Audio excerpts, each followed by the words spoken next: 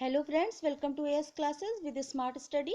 Friends, today's topic is important features of John Keats poetry. Friends, आज हम कुछ और इनकी पोइट्री के इम्पॉर्टेंट फीचर्स को डिस्कस करेंगे. अगर आपको लेक्चर ज़रा भी हेल्पफुल लगे तो चैनल को लाइक, सब्सक्राइब एंड शेयर ज़रूर करिए एंड नोटिफिकेशन बेल को प्रेस करना ना भूलें जिससे हमारा नोटिफिकेशन आप तक पहुंच सके. चलिए now come to the lecture. Important features of Keats poetry. Pursuit of beauty. As other romantic poets, Keats focused his writerly attention understanding and explaining beauty. दूसरे रोमांटिक पोइट्स की तरह कीट्स का फोकस भी उनकी राइटरली अटेंशन जो होता था वो ब्यूटी को एक्सप्लेन करने में होता था. For Keats all things possessed potential beauty and it सभी किड्स के अनुसार सभी चीज़ों में ब्यूटी की पोटेंशियल होती है, सभी चीज़ों में ब्यूटी होती है, सभी चीज़ों में हम ब्यूटी को देखते हैं. And it was his job as a poet, ये एक पोइट होने के नाते ये उनकी एक जॉब है, फाइंड दिस ब्यूटी, कि उस ब्यूटी को खोजे and capture it in his poetry, और इसको अपनी पोइट्री में कैप्चर करके डाले, उसकी ब्यूटी की सुंदरता को, ब्यूटी को उस चीज़ की से खोज कर निकाले एंड अपनी जो पोइटिक अटेम्प्ट्स है उसमें कैप्चर करके उसकी ब्यूटी को तराशे, उसको ब्यूटी को प्रेजेंट करें. ये एक ड्यूटी है एज ए पोइट उनकी. For Keats identifying and understanding that which is beautiful allows one to become more acquainted with truth.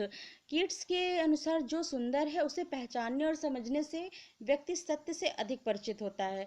Means kids के अनुसार जो चीज़ सुंदर है उसके विषय में हम अगर अच्छे से समझेंगे, जानेंगे, पहचानेंगे तो हम उसकी सत्यता से और भी अधिक ज़्यादा हमें परिचित होगी, इसके विषय में हम और भी ज़्यादा उसकी सच्चाई, जो उसकी चीज़ों की ब्यूटी है उससे हम और भी ज़्यादा परिचित होंगे. In ode to Grecian urn Keats writes beauty is truth and truth is beauty. Ode to Grecian में किड्स ने लिखा है beauty is truth and truth is beauty. सौंदर्य ही सत्य है एंड सत्य ही सौंदर्य है. That is all know on earth and all need to know. जो कि पृथ्वी में सभी लोग जानते हैं और सभी को जानने की आवश्यकता भी है. ब्यूटी में ही, सौंदर्य में ही सत्यता छुपी है एंड सत्यता में ही सौंदर्य है. This is the fact and जो कि इस पृथ्वी में सभी लोग को जानते भी हैं और जानना भी उनको चाहिए इस चीज़ को. वो ब्यूटी को हर एक छोटी से छोटी चीज़ में वो ब्यूटी को देखते हैं एंड वो कहते हैं पोएट होने के नाते हर एक चीज़ में सुंदरता होती है, उसकी पोटेंशियल को हमें बाहर निकाल कर फाइंड करके अपने अटेम्प्ट्स में उसको कैप्चर करके उसकी सुंदरता को प्रेजेंट करना ही ये एक ब्यूटी, उनका एक पर्सपेक्टिव रहता है कि उसको प्रेजेंट करके अच्छे से डिफाइन कर सके. एज ए पोएट ये ड्यूटी है उनकी. सो आई होप ये कॉन्सेप्ट आपको क्लियर हुआ होगा. चलिए हम लोग उनका नेक्स्ट देखते हैं क्या पॉइंट है. Love for nature. Love for nature. Love for nature is the chief characteristics of all Romantics. ये लव फॉर नेचर जो है, नेचर के प्रति जो प्रेम है, ये चीफ कैरेक्टरिस्टिक है सभी रोमांटिक्स का. Keats also loves nature. Keats भी नेचर से बहुत ज़्यादा प्रेम करते हैं but he loves nature for the sake of nature. लेकिन वो नेचर से प्रेम कैसे करते हैं? He loves nature for the sake of nature. वो नेचर से, नेचर के लिए ही प्रेम करते हैं. He does not give any theory और आइडियोलॉजी अबाउट नेचर. वो कोई भी आइडियोलॉजी या थ्योरी, कोई भी सिद्धांत या विचारधारा नहीं देते हैं नेचर के प्रति कि उनकी कोई विशेष विचारधारा या वो ही only admires the beauty of nature. वो केवल नेचर की ब्यूटी को एडमायर करते हैं, उसको प्रेज करते हैं. But of romantic poets like Wordsworth spiritualises nature. और अदर रोमांटिक पोइट्स की तरह वर्ड्सवर्थ जो है वो नेचर को स्पिरिचुअलाइजेस करते हैं, आध्यात्मिककरण करके नेचर को प्रेजेंट करते हैं. कॉलरिज जो है find super natural elements. College जो है उसमें अलौकिक तत्वों को नेचर में ढूंढते हैं, देखते हैं. और शैली जो है इंटेलेक्चुअलाइजेस नेचर. वो इंटेलेक्चुअलाइजेस, बौद्धिकरण करते हैं नेचर का, इस तरह प्रेजेंट करते हैं. एंड बट जो कीट्स हैं वो, उनका लव कैसा है? Nature for the sake of nature and he admires the beauty of nature. वो ब्यूटी को, की सुंदरता को एडमायर करते हैं एंड उसको प्रेज करते हैं वो उनका जो है वो नेचर के लिए ही नेचर से प्रेम करते हैं. This is the point of Keats. So I hope this is clear. चलिए उनका हम नेक्स्ट पॉइंट डिस्कस करते हैं. Focus on familiar things. उनकी Keats focused on common and familiar things in his poetic attempts to understand beauty. Keats जो है common and familiar things होती हैं, वो अपने पोइटिक अटेम्प्ट्स में ब्यूटी को अंडरस्टैंड करने के लिए यूज़ करते हैं, फोकस करते हैं उसमें. Kids focused on more immediate and identifiable things such as cool dew on an autumn day. Kids जो इमीडिएट एंड आइडेंटिफिएबल थिंग्स पर ज़्यादा फोकस करते हैं, जैसे ठंडी ठंडी ओस को ऑटम के दिनों में उसकी ब्यूटी को प्रेज करना. जो ठंडी ठंडी ओस की बूंदें ऑटम के दिनों में हमें दिखाई देती, पेड़ों परिचित हैं, वो उसको एहसास हम लोग भी कहीं ना कहीं अंदर अपने सेंसेस फीलिंग्स कर पाते हैं. तो वो किड्स जो है उसको प्रेजेंट करना करते हैं, उसकी ब्यूटी को प्रेज करके अपनी पोएटिक अटेम्प्ट्स में बताना कहते हैं. ये चीज़ कॉमन थिंग्स को यूज़ करते हैं. Once he wrote if a sparrow comes before my window. एक बार उन्होंने लिखा है कि अगर एक स्पैरो हमारी विंडो में आकर बैठती है तो I take part in its existence and pick about the gravel. अगर कोई स्पैरो मेरी खिड़की में आकर सामने आकर बैठती है तो मैं उसके अस्तित्व में भाग लेता हूँ और वो बजरी चुनता हूँ. मतलब कि जो एक्टिविटीज़ वो बर्ड आके कर रही, मैं उसके साथ उसमें ही उसका ही एक पार्ट बन जाता हूँ, उसके एग्जिस्टेंस में शामिल हो जाता हूँ. मैं उसको एंजॉय करता हूँ, उसकी ब्यूटी को देख के प्रेस करता हूँ, उसमें ही खूबसूरती को तराशता हूँ, ढूंढता हूँ. ये किड्स खुद कहते हैं, मैं उसका ही एक पार्ट बन जाता हूँ. This suggest that Keats was always on the look out for beautiful things wherever they occurred. इससे पता चलता है कि किड्स हमेशा खूबसूरत चीज़ों को तलाशते रहते हैं, चाहे वो कहीं भी हो. कि kids seemed to believe it's easy to see beauty in majestic mountain or stunning sunset, but the activities of a common bird.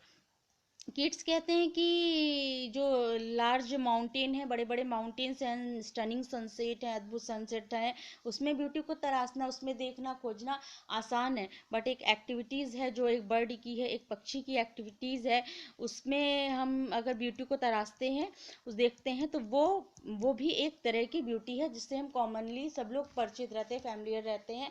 And उसमें उसकी ब्यूटी को तराशने, उसकी ब्यूटी को खूबसूरती का बखान करना, ये ऐसी किड्स अपने पोएटिक वर्क्स में ऐसे अटेम्प्ट्स को यूज़ करते हैं, फोकस करते हैं. सो आइए हम नेक्स्ट पॉइंट देखते हैं. डिडैक्टिसिज्म. डिडैक्टिसिज्म मीन्स फ्रेंड्स, आइए देखते हैं. Keats hated didacticism in poetry. Keats जो है डिडैक्टिसिज्म को अपनी पोइट्री में जो है नापसंद करते हैं. We hate poetry that has palpable design upon us, he wrote. वो लिखते हैं कि वो किड्स डिडैक्टिसिज्म को, पोइट्री को यूज़ करना नापसंद करते हैं. डिडैक्टिसिज्म मतलब उपदेशवाद, जिसमें कि उपदेश हो या उद्देश्य हो, उसको पोइट्री को वो नापसंद करते हैं. उन्होंने लिखा हाँ है कि हम उस कविता से नफरत करते हैं जिसका डिज़ाइन हमारे ऊपर स्पष्ट होता है, जो कि हमारा कोई स्पष्टीकरण है, या हम किसी चीज़ में उसमें क्लैरिटी दे रहे हैं, उपदेश दे रहे हैं, उद्देशात्मक कोई पोइट्री है, तो उस पोइट्री को किड्स नहीं पसंद करते हैं. He believe that poetry should be an unobtrusive. उनका मानना है कि कविता विनीत होनी चाहिए, पोलाइट होनी चाहिए.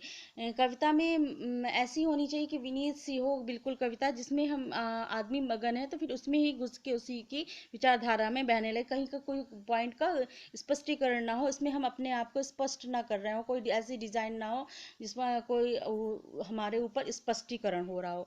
वो उनका मानना है कि कविता विनीत होनी चाहिए. The poet according to him is a creator and an artist, not a teacher or prophet.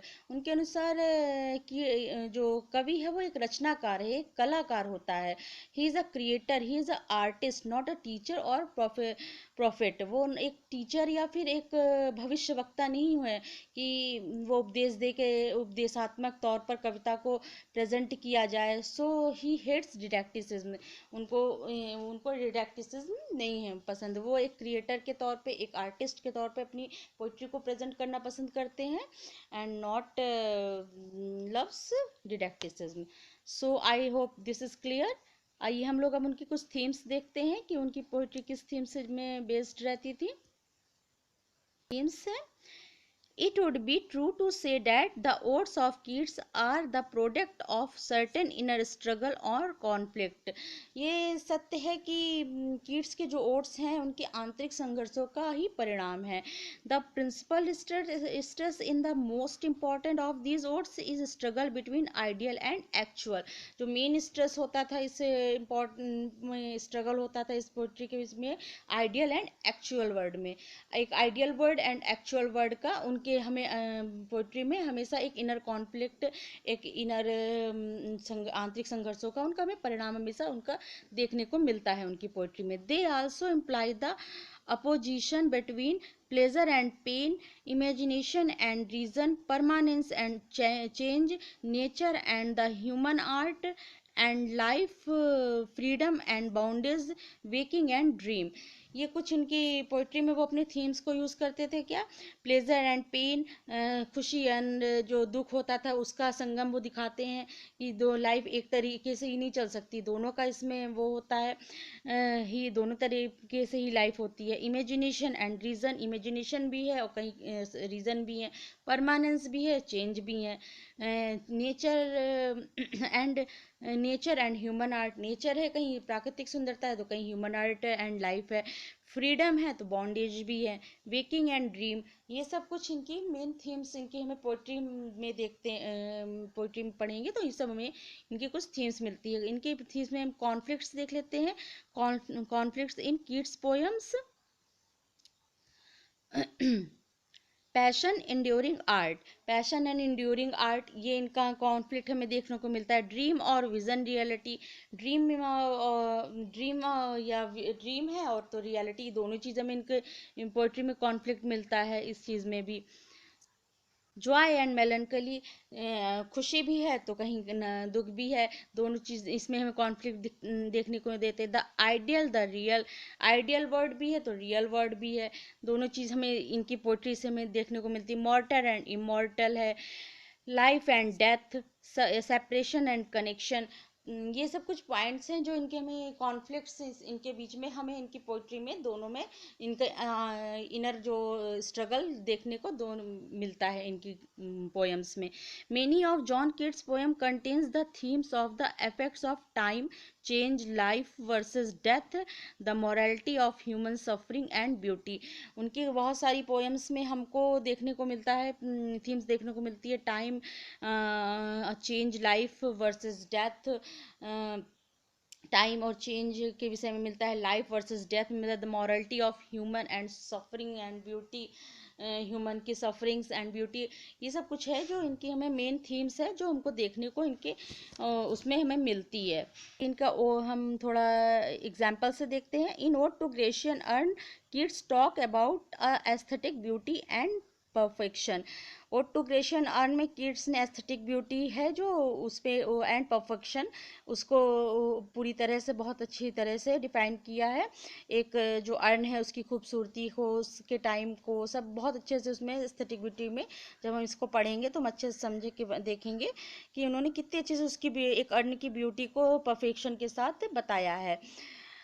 उन्होंने उसके टाइम को एंड हर चीज़ की ब्यूटी को डिस्कस किया। तो इसका थीम्स है जो इसका थीम्स जो है मेन इफेक्ट ऑफ टाइम। उस art the earn represent beauty, जो अर्न की आर्ट है वो ब्यूटी को रिप्रेजेंट करती है। ब्यूटी इज ट्रुथ, और जो ब्यूटी क्या है वो सत्य है। And so art also represent truth, जो आर्ट है जो उसमें वो आल्सो, जो ब्यूटी क्या है वो ट्रुथ है, तो जो आर्ट है, जो आर्ट उसमें रिप्रेजेंट की है वो पूरी उस चीज़ की सत्यता को दिखाती है, उस पूरी ट्रुथनेस को उसमें दिखाती है। So friends, this is the some important features and themes of John Keats poetry. So I hope आपको ये क्लियर हो गया होगा। एंड अब हम नेक्स्ट लेक्चर में इनके कुछ इंपॉर्टेंट वर्क्स को डिस्कस करेंगे, डिटेल में डिस्कस करेंगे, उनकी समरी को लेंगे।